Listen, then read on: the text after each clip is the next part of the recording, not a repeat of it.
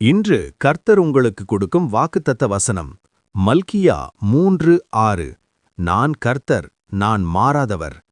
இந்த வசனத்தில் தேவன் தம்மை பற்றி ஒரு மிக முக்கியமான உண்மையை சொல்கிறார்.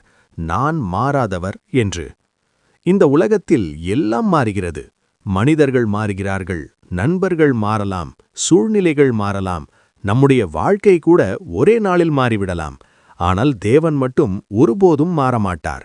அவர் அன்பு மாறாது, அவர் வாக்குத்தத்தம் மாறாது, அவர் கருணை மாறாது, அவர் திட்டம் மாறாது.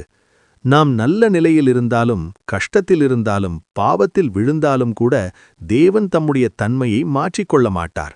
அந்த பாவத்திலிருந்து, அந்த கஷ்டத்திலிருந்து வெளியே வருவதற்கு அதே அன்போடு நமக்கு மாறாமல் உதவி செய்கிறார். அதனால்தான் நாம் நம்பிக்கையுடன் இருக்க முடிகிறது. நம்மை விட்டுவிடாத தேவன், நம்மை ஒருபோதும் மறவாத தேவன், எப்போதும் அதே அன்புடன் இருக்கும் தேவன், அதுவே நம் கர்த்தர். இன்று நீங்கள் என்ன நிலையில் இருந்தாலும் நினைவில் வையுங்கள். மனிதர்கள் மாறலாம், ஆனால் தேவன் மாறமாட்டார்.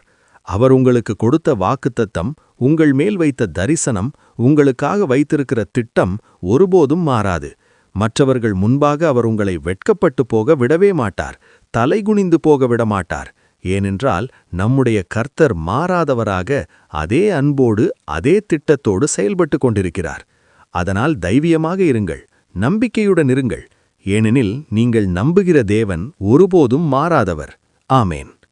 இந்த வார்த்தை உங்களுக்கு பிரயோஜனமாக இருந்தால் அனைவருக்கும் தெரியப்படுத்துங்கள்.